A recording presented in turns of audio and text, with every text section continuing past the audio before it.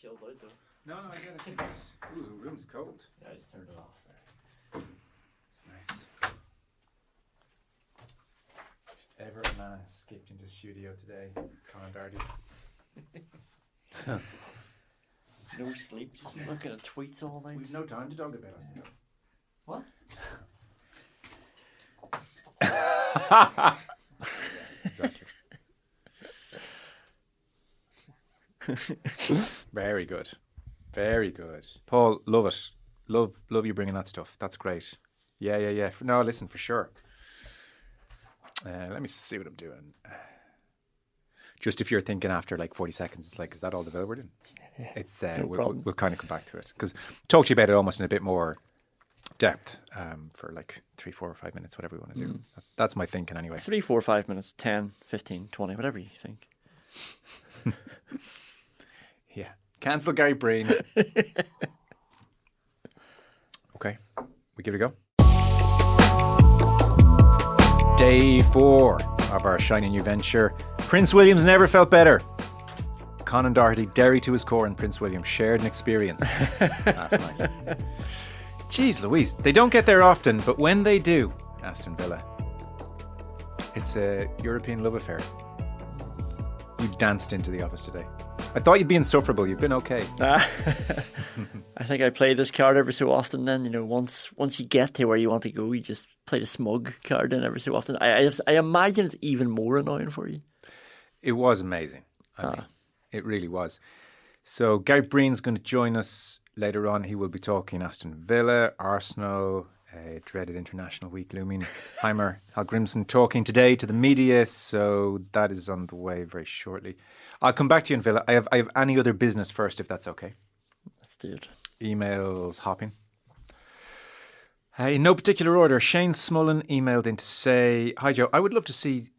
We were talking obviously yesterday about the international rules series. For context, Conor McKeown and Colm Keys were in really good chat with the boys. They weren't so sure about the international rules revival, and there were whispers of it. And so Shane had said, "I'd love to see the All-Ireland champions versus the AFL champions. I would be much more interested in seeing that. Best versus the best." I wasn't so sure about. I do think they're champions at a different sport, for one. And then, more so than anything, the opportunity to represent Ireland is just so appealing. And if you're from a weaker county, it's such a slap in the face. It's like, here's another thing you don't get to do. Yeah. The international rules thing, we talked about what was most interesting about it, unfortunately, is the violence and the flashpoints. Yeah. The other thing that was always most appealing to me was picking an Ireland team. So who gets picked, especially from all these other counties, these players who are definitely good enough to play with the best. But you could probably do that without having to play a hybrid sport. You could probably do that without having to play Australia. I mean, if you look at the American example, the All-Star game that they play mid-season, you know, West versus East, it's amazing. It's a big occasion. It's an honour to get picked as one of the All-Star squad, and it's competitive. We could probably do something like that, and I don't mean just rehash the Railway Cup again. I was thinking that sounds a bit familiar. It didn't work. But maybe you draw a line somewhere across the country and then you put together two teams. Yeah, I don't know. The general consensus in the office today, obviously people had heard the podcast and several came over to say, without the fights, no thanks, is the unfortunate feeling out there. There was a time, so if I had said to you the word Gunter, you would think the dude in Central Perk who loved Rachel. Yeah. You know. So he's been superseded in some respects in more recent years by the other Gunter, Steiner. Oh, and by the way, kids in the car, I would think about just skipping through the next 20 seconds. Fuck. 4th and 5th, but Gene, we finished 4th and 5th here. We fucking look like rock stars, huh? And now we are a fucking bunch of wankers. Yeah, bunch of fucking clowns here. The car was not a piece of shit. So why did we develop a car which fucking goes slower? Find out the problem and make progress out of it instead of, this is better. It isn't, this is better. It fucking isn't. He's not fucking doing that to me, you know? He does not fuck smash my door, tell him that. How many assistants have you got, Fred? I have nobody because I have no money, and you've got 3 people running around you. Yeah. Another one coming, it's 4 now. You're so stupid. Gunter Steiner. He's on the show next Wednesday. Brilliant. Shane has worked a little bit of magic. He was putting out some feelers. So Gunter Steiner. going to join us for a conversation next week. If you're not an F1 fan, you've probably seen him on Drive to Survive. He was the best thing about Drive to Survive by a considerable distance. He was the team principal of Haas for 7 years until last year. And he's got a book out, so we kind of said, do you want to come on and talk about things? He does not have fond memories of Gene. This is Gene Haas. They're suing each other at the moment. Yeah. So I think Haas are suing Gunter over some kind of copyright issue in his book. May have been just dismissed, that case. But then Gunter is suing Haas for using his imagery still on the merchandise they're selling, because he's still the most popular thing about Haas. Yeah. So it hasn't ended well. There's a dedication on the inside page of his book which says, "For my family and for all the guys at Haas F1 past and present," which is nice. But then there's an asterisk, and at the bottom of the page it says, "Except Eugene." He's brilliant. I mean, you said he's the best thing about it. He's the main character of that show. I mean, for non-F1 fans, he put Haas on the map. Yeah. And I think the reason he was so popular is that he resonated. Like, Gunther was the everyman on this show in this mega rich sport that you couldn't aspire to, world that you wouldn't, really live in. Gunther was somebody who was dealing with budget constraints, dealing with a tough manager, just trying to get by day to day, and everything going wrong, and everybody related to that. Yeah, we'll talk to him on Wednesday. I'm very conscious to know to what extent he realised what he was doing. He was so unvarnished. Obviously, did he think people are going to love this, or was he like a little bit? The cameras, whatever. I'm not going to edit my behaviour too much. But either way, it landed. I think you're right about that everyman quality. There was a degree where we all at some point have been Gunther and thinking, "Oh no, I've got to phone Gene." Yeah. That was another shit show. Yeah. I've got to phone Gene. Yeah. And hey, Gene, I'm with you. I agree. This is a shit Gene, show. it's shit, Gene. No one thinks it's shitter than me. So he's on, and look, I don't know what to talk to him about. If you're an F1 fan, actually, by all means, because it's not necessarily my beat week in, week out, then Indosport podcast at independent.ie. If there's anything that I should absolutely 100% ask Gunter Steiner, then let me know. Apparently Shane was saying that in the book, all the F words, and there are lots of them, are spelled F-O-K. Brilliant. Just phonetically for us. You can hear it, and Yeah. smell it and feel it. He's a son of a butcher. Gunter, that's his background. Ask him what we should name the show on a Monday. Yeah, so on that point, on the emails point generally, I received good news and bad news this morning. So I had, in a kind of fit of fresh enthusiasm, replied to a lot of people. Wow. Yeah. You're an everyman as well, aren't Well, look, you said it. Touch of class from Malloy. I emailed a whole bunch of people back because some of them had just sent nice wishes or good looks, and some had said, some of the suggestions in, I thought, you know what, on reflection, not as terrible as my initial reaction may have betrayed. Yeah. And, like I'd say 25, 30 emails this morning, sent them, thought, well, that's a good deed for the day, and went away and made my coffee, and I came back. And then I just checked the sent inbox, and it's just a raft of undeliverable. Shane looked into it, he said, look, good news. It's been resolved. That's fixed. Bad news. You'll have to send all those emails again. Oh, no. Not happening. Gene, nobody got their emails, Gene. I swear to God. Nobody's more upset about this than me. So I don't know. Do I do it? Maybe I do it again. It's a lot to have to go back and send all those emails again. Yeah. But a lot of people today, you got an email from me that you never got.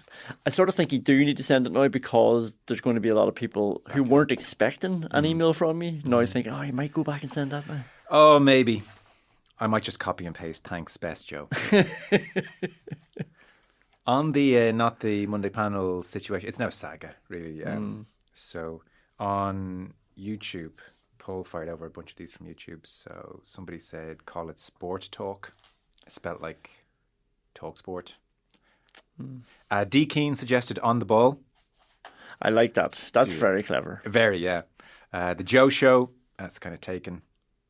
I did, when I had to think about it, I did genuinely think to myself, Aidan O'Hara's suggestion of the Monday morning cornerback is really strong. It's brilliant. And if we don't take it as a general sports show, if there's not a GAA podcast in the next 2 weeks called the Monday morning cornerback, then somebody's just not trying because it's good. I just suddenly got nerves to rush out of out of here and just start that right now. And so that's where we are. I'm still not unfond of organised fun.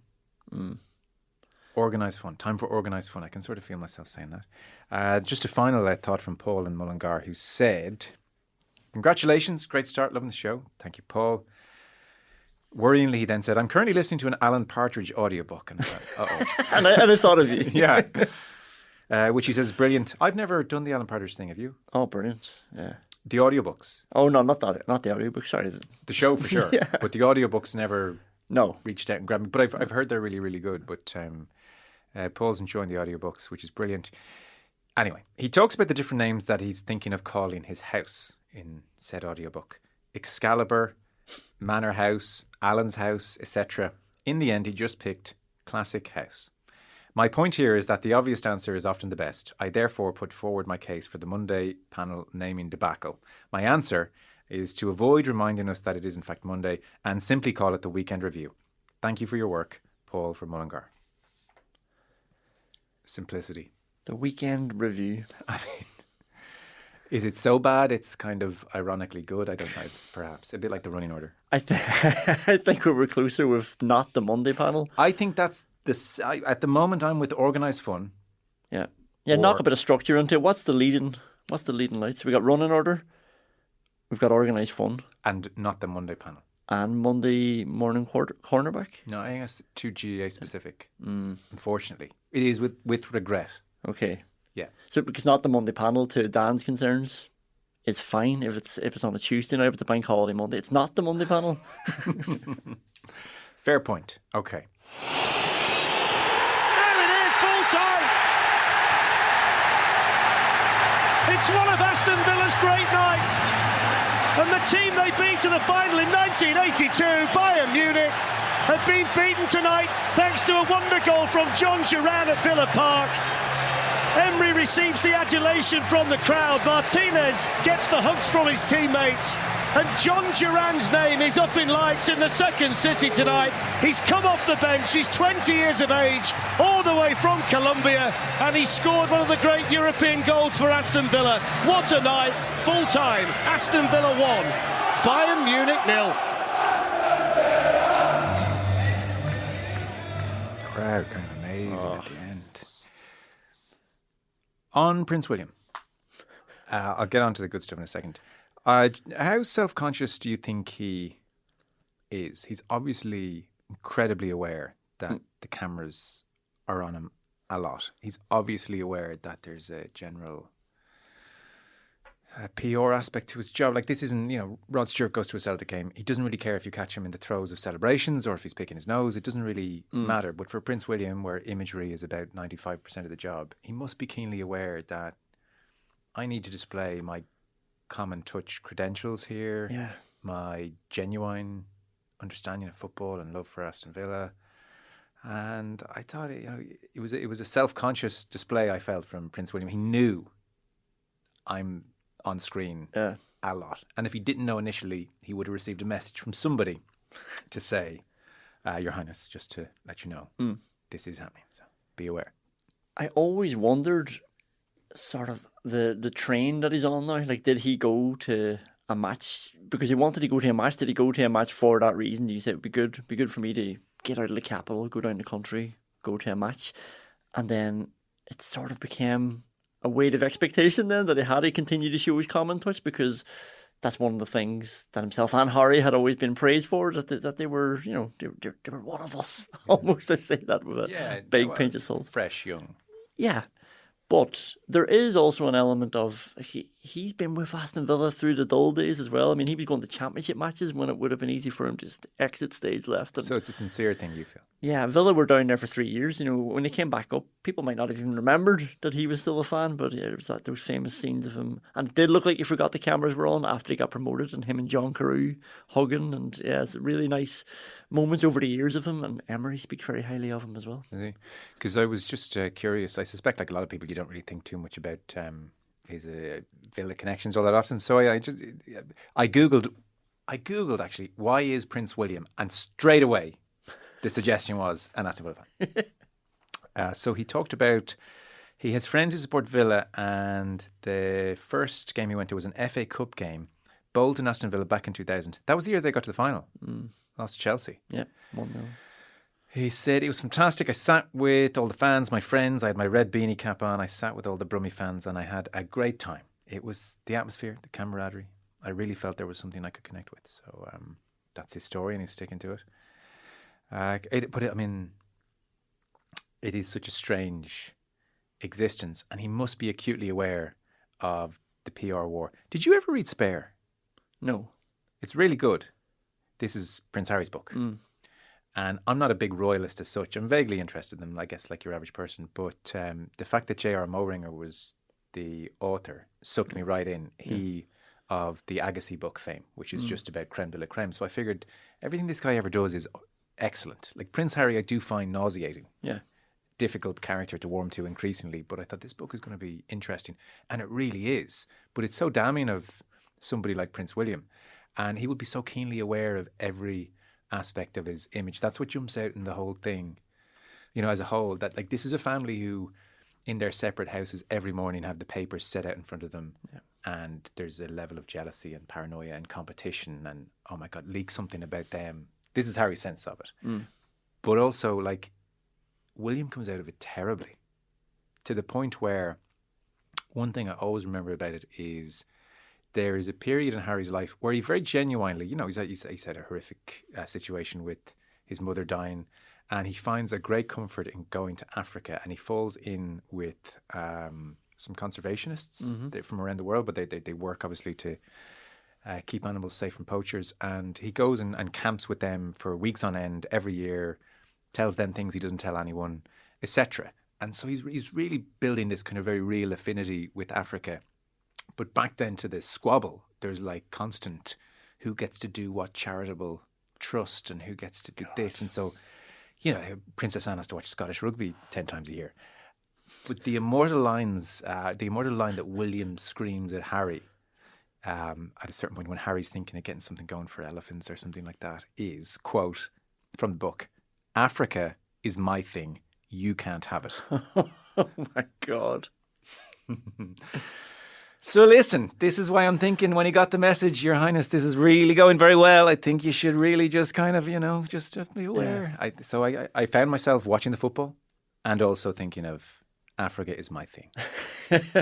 And look, you can't deny that I'm an Aston Villa fan from Ireland, from Derry, like you mentioned, and there's still something in me that's like, it's nice that it's Aston Villa he supports. Because, you know, it's easy for us to, you know, when we're across the water and we look and be like, that's a bit silly that he's doing that for PR. But then you just look at the trip that they took to Ireland in Galway, playing hurling, trying solo them with a football, drinking pints of Guinness, and we all love that as well. All the Irish people love that too. It is because they're coming from that family. There is something that people warm to when they are shown a bit of that common touch, like you say, and even if it is for PR reasons as well, but it's also a way for people to get their story on the big stage. Yeah. And I suspect he may not support them initially for PR reasons. It's just, he's only a human being and he must realise this is the moment. What about the game then? We'll talk to Gary Breen in a moment, obviously. This John Duran thing is bit nuts. So is the deal with Duran, who's now scored 5 goals off the bench this season, winners against West Ham, Everton, Leicester, Bayern Munich. Here's John Duran, takes the shot, Duran! Oh, brilliant! Wow. Oh, my word! The 20-year-old kid from Colombia has just lit up Villa Park with a world-class finish against Bayern Munich. And just like 42 years ago, I'll say it again, Villa lead Bayern. Is he destined to be super sub forever? Is he going to have to play pretty soon? Why does he generally not play?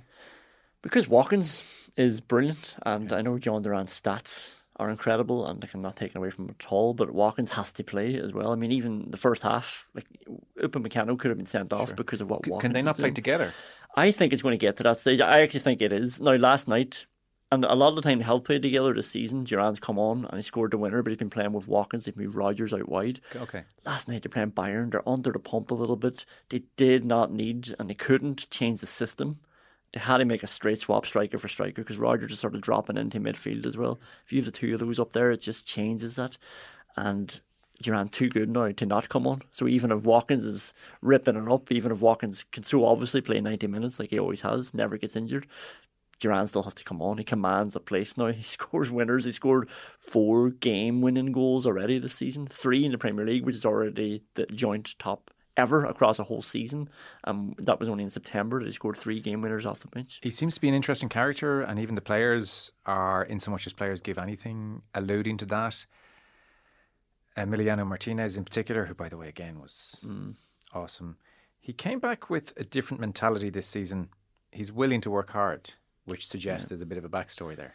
Yeah, and obviously after the Liverpool match at the end of last year, John McGinn was interviewed. Duran scored 2 goals. Villa drew 3, so they were 3-1 down. And that's the game that qualified him for the Champions League in the end. But McGinn straight after said he's a bit of a nightmare sometimes, to be honest. He's been a nightmare to have in your team. Now we have to work all week to keep his feet on the ground. So the thing is, I'd be telling my wife about this. She has no interest in football. She's happy for me a Villa win. Apart from that, she doesn't care. It just makes her life easier. Yeah, exactly. And I'd be telling her, oh, this guy's a nightmare. I'd be using that lingo now as well. And then once I told her this is last season that he was 19, she was like, for God's sake, come on, he's only 19. And there is something to that. He's come back with a different mentality, but he's also just grown up a few months. You know, he's 20 now. He's had his sort of rebuking.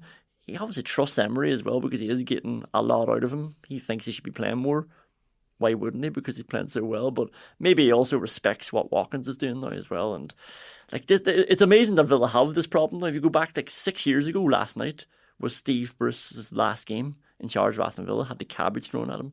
6 years ago last night, Glenn Whelan was taking a penalty in injury time for Aston Villa. They had thrown away a lead against Preston, who were bottom of the championship. And Glenn Whelan took his second penalty of his career and missed, obviously. And you know, and that's the game. That decision is what got Steve Bruce sacked in the end, and Dean Smith came in.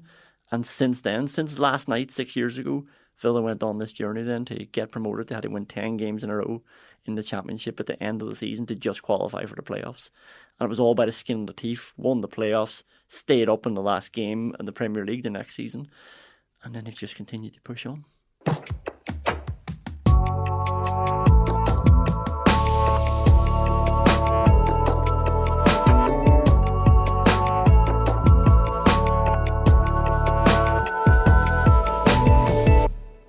It is with great love and affection that we welcome Mr. Gary Breen for the first time to Indo Sport. Gary, thank you so much for doing this. We are thrilled you're on board. How are you doing? I'm doing great. What a lovely introduction. No, I'm thrilled to be here, and we're talking about football. It's been such a great start to the season. There's so much to talk about. It really is. It just the games are coming thick and fast, not to the liking of a lot of the players and managers, but for us on the outside looking in, it's been brilliant. Well, they're a nice bunch so far, based on the messages in. So I think we're creating something nice and friendly and warm, hopefully, for at least the next week. Brilliant. Let's try. I will do my utmost to add to that. Okay. Well, the plan was to talk to you about Champions League, but Republic of Ireland has just crowbarred its way on into the top of our conversation. We have a kind of a news live reaction type shorter podcast with Dan McDonald, which people can check out. He was out talking to Heimer Hallgrimsson. The headline news is that Matt Doherty has been left out of the Irish squad. Elsewhere, Jacob Bryan left out as well. He struggled for game time at Everton, and Mark McGuinness is in. There's no Alan Brown, who started against Greece last month off the bench against England. No Callum Robinson either. But I think it's Doherty who's grabbed the headlines. Hallgrimsson, when the thing was opened up to questions, the first one was obviously about Matt Doherty. So your reasons for excluding Doherty from the squad? Yeah, we knew this question would come, so not easy to motivate that for me. So first of all, we know that Martin Chambers has been here for a long time in the squad. Our most experienced fullbacks, our best fullbacks playing at the highest level for a long time. But unfortunately, they will not play forever. So we need to have a plan B if they are not there. So my job is to get this team to the World Cup in US 2026. And given that next year, 2025, if we end up in a group with 5 nations, all our FIFA windows next year will be official World Cup matches. So this is the only chance to kind of experiment, to give players chance to show what they can do.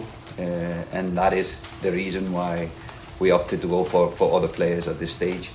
I called Matt yesterday. Obviously, he deserves for an explanation.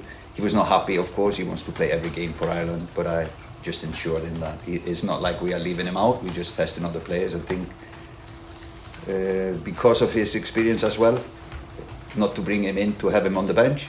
It's better just to give him this camp off. Thoughts, Gary?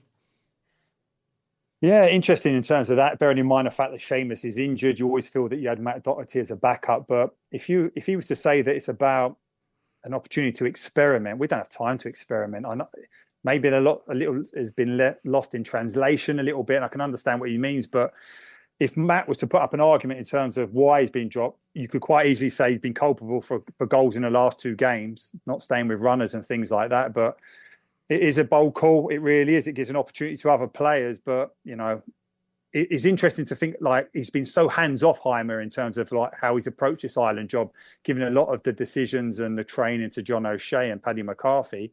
Looks like now he's made a decision. He may well have done his reviews, had a look at all these players.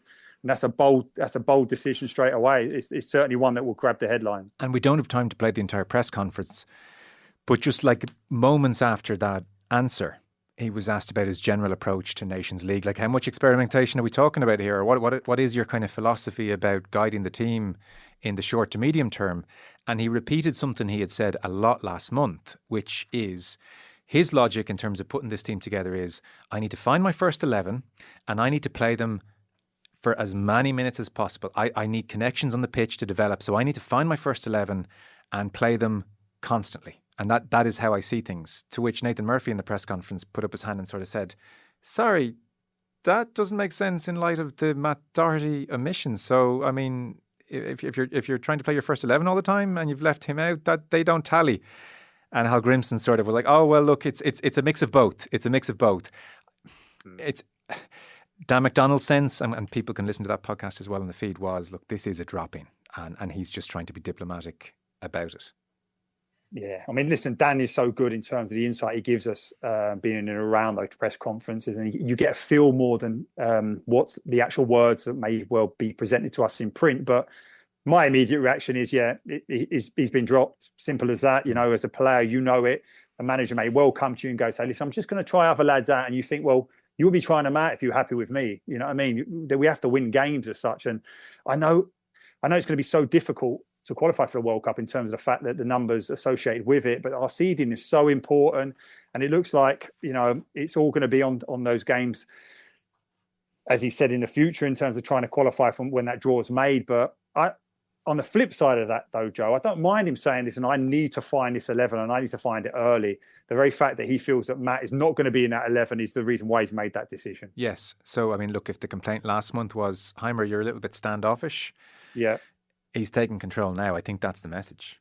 Yeah, and I genuinely think he might have felt a little bit put back by the fact that we were saying, well, listen, why are you so hands-off? Sorry, we need a manager to really impact straight away. You know, we're at such a low ebb in terms of where we've been in the last 3 or 4 years, the confidence of the players, and of course, it's seeping through to the players now, because even after that game against Greece, they were so despondent. They were actually saying in press conferences, we don't have a world-class player, and you're thinking, okay, that may well be the case, but don't admit it. You know, show that you are fighting. Don't be so kind of like accepting of the situation. Manager's made a bold call. I hope now that he shows that type of front-footedness as a manager and really leads by example now, because this squad needs it. Well, we have a lot of Ireland talk next week, so yeah, keep our powder dry. Champions League last night, plenty of things going on. Real Madrid were beaten by Lille. That is their first defeat in 37 games. Liverpool beat Bologna, a perfectly good team to go with their Milan win. That's 8 wins and 9 for Liverpool. Slot afterwards saying was not an easy one. In my opinion, Bologna made it very difficult, similar to Atalanta, man marking all over the pitch. But a sense that they didn't quite hit the heights necessarily either, Liverpool. But listen, they're winning games. What stole the night, obviously, last night was Aston Villa. Here is Unai Emery. I want to get your sense of the job this guy has done, because it really does feel remarkable. But here is, as you can imagine, very, very happy Unai Emery after the game. I am so happy the response we are having here with our supporters, and of course we are trying to transmit them our energy, our game plan, connecting with them, because if they are connecting with us, transmitting their push, their energy to us on the field, I think here we can feel really strong. And we were until January or February, we were winning here 15 or 16 matches in a row here in Villa Park. Was really amazing. And when we were achieving it was through our supporters here in Villa Park. Without them, it was impossible to get it. So talk to us about him, Gary. I'm so impressed with him. I've always have been, and I always felt that the job that kind of the way it played out at Arsenal was just not befitting of him. And I think a lot of things were made of that. His communication skills weren't particularly good. But the fact that he stepped away from Arsenal, went back, rebuilt his kind of reputation. And then when Villa got him, I just thought, wow, what an appointment. What an upgrade on Steven Gerrard in terms of that. It's amazing that they were able to get him. And I think he's just proved, Joe, like since he's been at Villa, the impact he made straight away. He is an elite level manager that the top clubs in the world must be thinking, I'm frustrated that he has slipped through our hands as such. But in terms of what he's done to that Villa team, and that's not necessarily just in terms of the players he's brought in, but it's the players that he inherited, how he's elevated their games on a personal level. It's been a remarkable job that he has done, and it just seems to get better. Topped off by that performance last night, you get a European giant like Bayern Munich coming to the ground. Villa Park was absolutely jumping. It looked like it was like the hottest ticket in town in Birmingham. There was so many supporters saying they were desperate to try and get one. And then they put on a performance like that and a sensational winning goal. I mean, it was just a brilliant night for everyone involved. Yeah, it did look amazing. Players often cite Villa Park as a beautiful place to play their football. I've never been. I can see it on TV. I mean, it looks nice, but maybe I'm somewhat missing something. The way people talk about Villa Park, that is my favourite ground to play at. It's got that traditional feel, Joe. If you think about going to the old Highbury and walking in, it just seems to have that type of stature. I would have been playing for Villa's big rivals, Birmingham, Wolves, throughout my career, Coventry. But you did know that when you went there, it was a great place to play football. And it just seems like it's electric up there at the moment. It just is. They've got low owners who are wealthy. They've got some financial muscle behind them. I know it'll be dictated to by the governance in terms of how much you spend. But they're on the up, Villa. It's not easy to say that as a former Blues player, Wolves and Coventry, but they genuinely are. And they got a manager that I just can't speak highly enough of him. I think he's brilliant. There was a dynamic in the game, which I suspect as a defender you were watching with interest, whereby Bayern, and this is not new with Bayern, and they have had success with this type of defending. But if people can imagine, there is a situation where, like, routinely, it is Upamecano, who was lucky to stay on the pitch, and Watkins, and they are like in the centre circle, like they're even inside the Villa half. Sometimes Upamecano is not even goal side of a player as fast as Watkins, and anytime Villa got possession, it just felt like, God, there's a chance to play him in. It should be like panic stations, and this is obviously a very well thought out, deliberate thing that Bayern are doing and have done for several seasons. Do you kind of think this is just... You sound like a grisly old centre-half, as if like you shouldn't be doing that. But I mean, I would have no problems whatsoever if you say to me, do you know what? I'll be giving myself 5 yards with Watkins, and you know what? I'll be pulling back someone with me. I don't know. There's times you look at it and you think that can't be right. There's got to be another way. But what are we missing here? Well, what we're seeing is like that positions are evolving so much in terms of the requirements of them, and like, it's not just at centre back, but it's not something we haven't seen before. We think about Ange's Spurs team, and when he initially went up against Chelsea last season, it was a complete nonsense that the centre halves were just standing on the halfway line, even though the midfielder or the player in possession had time to get his head up and make that pass. And I think we're seeing it again this season. You think about how good Spurs were at United with Van der Ven playing. And ultimately, people say straight away, because Van der Ven is an absolute flying machine. But it's not even about that. It doesn't matter how quick you are. But Upamecano is a quick defender. But if your body shape's not right, you're never going to win a race. And I've made this point before where I'd have played centre-half with Kenny Cunningham, and he had no pace whatsoever. And that's not me like slagging him off as such. But I rarely seen him get run. it was incredible. And he'd always be trying to push the back line up. As soon as the ball got played back or square, we'd squeeze up a couple of yards. He was always doing it. And yet it was about body position. So it's not something that's particularly new, but I think it's the fact that we're now seeing that it can invariably be one centre half against one centre forward and no fullbacks covering. More often than not, those fullbacks are in advanced wide positions like wingers. So it is a kind of new way of defending. I thoroughly enjoy it, but I do know the requirements of it. And it's not necessarily pace. You just got to be able to read situations well, and you've got to be able to get your body shape right. And at times, Upamecano up against Watkins just didn't do that. That's interesting, because my next question was going to be, is that just the death knell for defenders without rapid pace? But not necessarily. No, I genuinely don't think it is. I think some of the best defenders we've seen, like with very little pace. You think about Steve Bruce, who would have been my partner as a young centre half at Birmingham. Wasn't particularly quick, but I didn't see anyone running him as well. It's about reading of the game. And my only issue with it is the likes of Company or those type of new coaches who have a specific way of playing, is that, and even though he was a great centre half himself, he's not coaching it well enough into those centre halves to be able to cope with it. That's abundantly clear. I think you need to know exactly and recognise when you need to open that shoulder up to make sure you're facing the way the ball's playing. You need to be able to adjust, drop off of both hips and stuff like that. They're things you should be coaching. Didn't seem like it had been done last night. Did you learn a lot from Bruce? Oh, I learned an awful lot. And I would have learned a lot about from Kenny Cunningham as well. And I think also, you think about Mick McCarthy playing for Ireland, not particularly quick, but that defensive line with him and Kevin Moran would have squeezed high. You know, they would have been having the likes of Lineker running in behind them, Van Basten. They weren't sitting on the edge of their box, were they? You know, keep them under pressure, Jack. Centre half squeeze the pitch so midfielders can get close and make it difficult. So it's not something that's completely new, but I just think we're just seeing extremes of it now. It's extremes. It's the 1v1 aspect, I think. Yeah, it is. I take your point on Kenny, who we're all friends with and we all love, but I guarantee you if Kenny was in a 1v1 on the halfway line and 80 yards of space around him, he might be saying, here, Gary, you want to kind of hang back with me there, pal? Well, listen, I think his first call would be like about 2 passes before that to get me back into covering. But do you know what it would be, Joe? And this is something that he probably has from his Gar upbringing, is that he'd be comfortable in a 1v1 situation because he wouldn't make it a race. Okay. He'd use his body to block. He'd use his arms so that centre forward who's quicker than him can't get through the gears. That's the difference. And I think he would have played defender as a Gaelic player himself. You learn about those 1v1 combats that at times in football, and certainly in eras gone by, it was all about grizzy old centre halves getting their fullbacks so narrow, getting their midfielders to sit on top of them for a screen. Those days are gone. You've had a couple of Arsenal games lately for Premier Sports. Yeah. Something good's happening here. Give us your general impressions just now. Oh, Joe, something special is happening here. It really is. And I felt at the time at the beginning of the season, I felt, okay, now how do you bridge the gap, which is so difficult to do, bearing in mind Liverpool got 97 points, still didn't win the title. This is what you're up against. The fact that Pep Guardiola has averaged 91 points over those 7 seasons for City. So the challenge is massive. How can you make those small gains?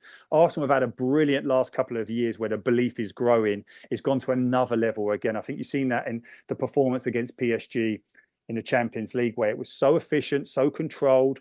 The purists may well argue that it's pragmatic, but it's not. And it's in stark contrast to how other teams are playing. If you want to be successful, you need to be defensively strong. And this Arsenal team are.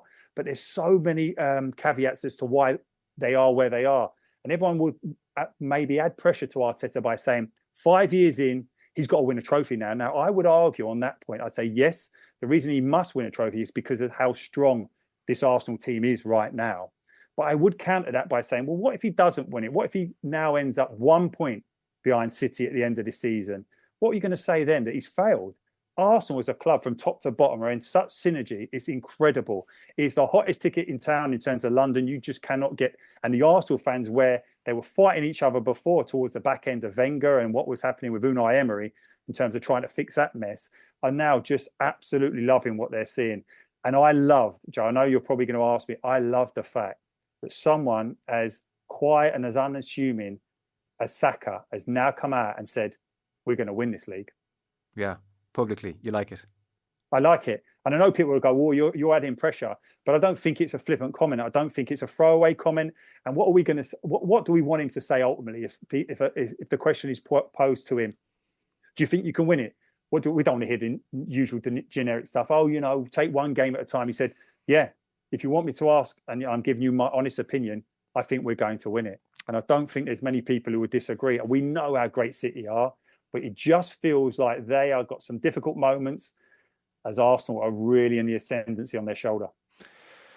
There is something almost disarming about the fact that for Arteta, cutting-edge, technical type, and this team who can play such lovely technical football are currently loving scoring from set pieces more than anything. And like even they even love celebrating. You know, I was saying the other day, like yesterday, like with the goal the other night, where they're all dashing across their men from the back post, and in it goes.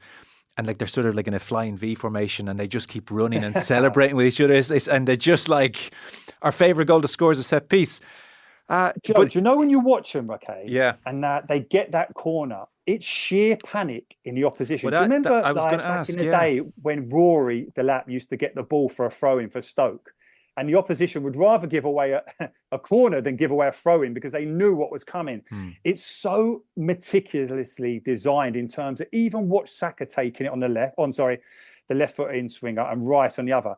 It's all like breathing patterns before they take it. It's so reminiscent of like a play in an American football game where they set it all up. There's triggers, bang, let's go, and they do it. And it's incredible how good they actually are at it. And it just shows you that those fine margins, and you think about, well, I certainly think about Arteta and his upbringing as a footballer. He came out of Barcelona, so you'd think he'd be that tight. And he's worked with Pep, and he was a player for Arsene Wenger. So you think and also you think he'd be like veering towards that type of football. But it feels a little bit like as if he's adopted when he played for Everton under David Moyes in terms of being so hard to beat. Yes. And they must obviously identify that we can do all we want to achieve by making ourselves hard to beat and then allowing that quality that they do have. Saka, he goes past people as if he's tiptoeing past them. It's incredible. Havertz is such a success story. And there's so many of them. It's remarkable what Arteta's done. I wouldn't be mad into all these kind of like these David Brent type of things that he does with the players about, a pickpocketer and all these type of things. But he's doing brilliant with them in terms of getting the maximum out of these players. And there'd be so many people who would have said, why are you signing Havertz for 60 million? Well, he's proving now why he's done it. Yeah. They would have said, why are you signing Odegaard, who had struggled at Real Madrid? When you had Joe Willock, they let Joe Willock go to Newcastle. He scores about 9 goals on the spin for them. The pressure's on Odegaard. Well, now you're seeing it because Odegaard is an incredible player, playmaker, does everything that Ozil did, but runs around and presses and is an incredible leader as captain as well. And it's just not like those guys. There's so many of those stories. Ramsdale, why did you feel the need to upgrade to a goalkeeper? The reason why is that Ramsdale is a very good shot stopper, but by his own admission, struggles with concentration. As soon as Arteta must hear that, he's thinking, we're developing a top-level footballing team here where a goalkeeper is not going to be worked all the time, so his concentration level will have to be high. And Rice proved him right this way as well. I just can't speak highly enough of Arsenal. I know people go, well, you're an Arsenal fan as a kid. It's not about that. Sure. I just admire when I see teams who are getting every ounce of ability out of them, especially when you see other teams like United, this just going from one problem to another. Just one last one on how teams are defending Arsenal at set pieces. So, yeah. 2 things jump to mind, and it's difficult without TV pictures. But against Manchester City, as I sat watching at home, and Gabriel's on the penalty spot in a kind of 1v1 with, I think it was Doku bizarrely originally, but then Walker the second time. But like what jumped out, say, like if you compare the 2 goals we're sort of alluding to, that one against Man City and the one last night. So against Man City, they're in this kind of zonal defensive formation where everybody seems to be at the front post, and Gabriel sort of says, okay, I'll go back post. It seemed odd to me. And then last night, in terms of the defensive setup, again, if people didn't see the game, you've got all of the Arsenal players grouped together at the back post. You've got, again, PSG in a kind of zonal defensive formation. To be fair, unlike Man City, they were spread more evenly across the box. But somebody like Barcola, who's a very attacking player, was at the front post. And he's at a disadvantage anyway because, okay, Saka has a head of steam. Saka's going front post and he's running across Barcola. It strikes me as really hard for Barcola to suddenly get off his heels and go with Saka not to get ahead of him. You put the 2 things together, I kind of think, I'm not sure they're defending these brilliantly either. No, do you know what? I've been so disappointed with how teams have set up. And ultimately, when you're a defensive coach, what you want to encourage and instill in those players defending that situation is you want to enjoy it. You have to say to them, their mindset has to change. It has to go from being, please don't let the ball come to me, to please let the ball come to me and attacking it at its highest point. And it's just sheer panic. You can just see it. The only team I've seen do reasonably well, even though they got caught out right at the end, is Leicester at the weekend. I think they faced something like 17. double figures in terms of the 17 was the goal, yeah. 17. And do you know what they did, Joe? The ones who were in those zonal positions didn't even open their body. They just stood there and said, I'm attacking this ball at the highest point, and they went and got it. They didn't get affected by all that running around and that nonsense that Arsenal like to create. They like to create that sense of panic. Last year, if you remember, Ben White would be grabbing the goalkeeper's wrists and he'd be just going into a meltdown because someone had come anywhere near him. Now with the new remit and laws, you can't affect the goalkeeper like that, but they're doing it in other ways. And that's what I would be coaching. I thought Leicester did it really well, but unfortunately it got to about the 95th minute and they got succumbed to that one at the back post where Trossard, of all people, is the one that gets the contact and gets the own goal of Ndidi. But I don't know. I just think as much as we're talking about attacking set pieces, whoever's coaching these teams defensively needs to do it better. And there is a caveat to that, Joe, because look at Arsenal's physique. When you used to play up against the great Arsenal teams, think about the 98 double winning team. I'd be in the tunnel against them and everyone was 6'4". And then even their creative players like Anelka, Bergkamp, and later on Henry, they're all big units as well. So that's what you've got to counter. And that's what he's identified, Arteta. He's gone so far away from the way Wenger was towards the end and recruiting a team that looked like a Barcelona light version. He's getting like big guys, physical, really commanding figures who can play. The perfect blend for me anyway. Just the last one, Gary. I know you're doing the Manchester United game tonight for Premier. They're away to Porto. Yeah. And then they've Aston Villa Sunday. So obviously, look, the Porto aspect, a lot of people may be listening to this on Friday, so we won't dwell on it. But certainly, as we're talking here on Thursday, given what happened against Spurs, when I saw, God, it's Porto away, then it's Villa, I thought, this could be, coming into an international break, Erik ten Hag needs to be careful here.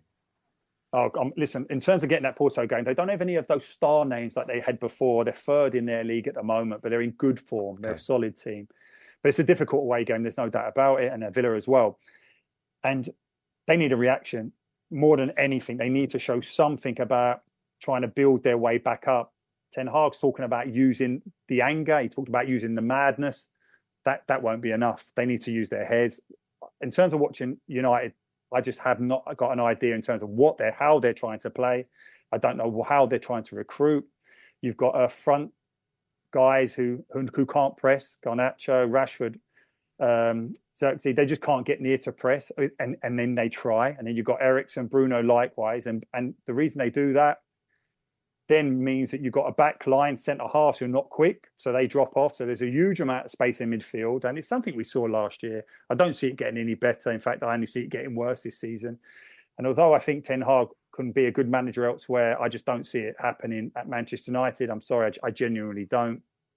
And I feel that even if they were to win these next two away games, I think you're just papering over it, the plaster as such. I don't see any future in terms of how they're going forward.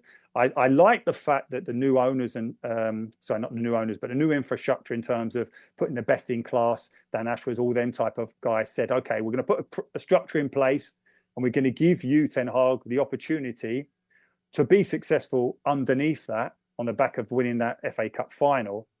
But 6 games in, it just doesn't look like it's going to work. I genuinely don't. And the fear that I would have for Ten Hag is that it's these 2 away games and then that international break where everyone will sit down and do a kind of a breather, take stock of what's actually happening. And I think, as we've seen so many times, that's when the managers are at their most vulnerable. Brilliant chat. Thanks so much. Pleasure. Thanks, mate.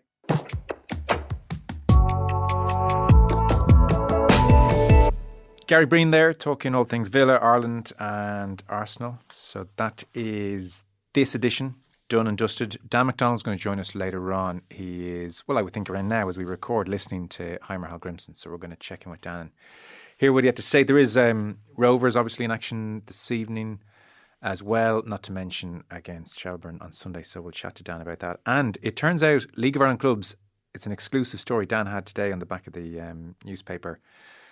Like a bonanza, a UEFA bonanza of €350,000 every year for every Premier Division club ad infinitum. whereas before they were getting 70 grand a year. That has now jumped up to 350 grand a year, owing to the Swiss Champions League model, more money for all the big clubs, and a sense of trying to keep everybody else happy, voting blocks, all these kind of things. So a huge windfall for the Premier Division clubs. So that's something we'll touch on with Dan as well. Here's a very childish question to finish on. Who is your favourite Aston Villa player? I feel like that's the kind of thing you'd ask a 10-year-old, but I'm going to ask you. Well, I'm all up for that. Yeah, it used to be Jack Grealish, obviously, but broke my heart. Yeah, my only DM to Jack Grealish on Instagram. Stop. Just said, "I love you." Stop. What age were you in? May 2019. So for God's 5 years ago. I wasn't that young, Joe. That is mortifying. Yeah, we got it promoted. And I wish I didn't send it, but I did. I can't delete it. Do you still have a soft spot for him? I do. I like him regardless, even of the Ireland thing. I think he's great. I do. I feel sorry for the player he's become. He's become this robotic. I wonder, did he watch that game last night and think? Yeah. And I wish I would stop wondering that. You know, I'm watching that atmosphere thinking, I still love you. Exactly. You know, wanting to text him saying, "Did you see me on the TV?" Has anybody filled that hole in your heart? No, Watkins is getting there, but Grealish was just different levels. And the reason Watkins is so, likeable, he scores so many goals, assists so many goals, but he's just worked so hard as well. I mean, I used to love Andy Vyman. That was the levels I was at because he just gave everything. Watkins gives that, but he also has the talent to back it. The most cringeworthy, pathetic message you've sent to a footballer, Indo Sport Podcast at Independent.ie. Okay, we're done.